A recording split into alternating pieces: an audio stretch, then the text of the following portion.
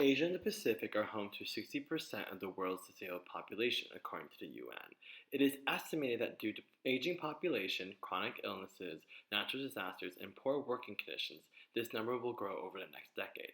In Asia and the Pacific, persons with disabilities are often unseen, unheard, and not counted within society. They are excluded from having access to education, employment, social services, legal support services, and are subject in living in extreme cases of poverty. Since the development of the CRPD, or the Convention on the Rights of Persons with Disability, there has been increased understanding that national development as well as international development strategies and programs need to be disability inclusive. The ongoing issue is that nations struggle to align domestic laws and policies with the principles of CRPD. By the end of 2012, the Asia Pacific region recorded the lowest levels of signatures and ratification of the CRPD in the world. In the Middle East and North Africa, people with disabilities often lead insular and isolated lives. This is largely due to the prevailing societal attitude that treats those with disabilities as feeble and unable to contribute to their communities. The disabled, including those who have no intellectual delays, are often unable to find work, depending heavily upon charity. However, these charitable organizations and hospitals are often faced with the heavy financial implications of aiding the disabled population. This idea that the disabled are unable to contribute compounds financial implications. According to the World Bank, there are nearly 30 million disabled people in the Middle East and North Africa. In this region, disability and poverty are inextricably linked. The disabled are less likely to find work and therefore are more likely to be poor and more likely to need assistance from organizations that are already burdened. People with disabilities in the region are often stereotyped and reduced to their disability. Hannah Hemley, who runs a school for students with cerebral palsy in Cairo, says that most Egyptians cannot imagine the integration of people with disabilities. The expectation for those with disabilities is for them to be dependent and unable to engage in activities that are expected of those with no apparent disabilities. Middle Eastern society must first convince itself that a disabled person can be viewed as ordinary before the infringement of human rights can be addressed. As of now, the rights are not being viewed as violated because society does not believe these rights should be guaranteed to this marginalized group. According to available statistics from the South Africa General Household Survey, some 2.8 million, or 6.3% of South Africans aged 5 years and older, were classified as disabled. Individuals with disabilities in South Africa are considered as a burden on society. Women who have disabled children are excluded from society also. The Department of Women, Children, and People with Disabilities was established in 2009 in order to enhance the rights of women, people, and children with disabilities in South Africa.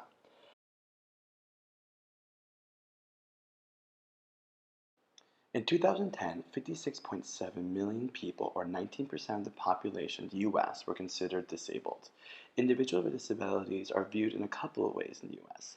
The first model that views disability is the medical model, which views it as an extension of physiological condition requiring treatment or therapy. In contrast, social models view disability as a result of societal forces on impairment and suggest that changes to social norms and practices would reduce restrictions. As a demographic category, disability is an attribute which individuals often identify along with race and gender.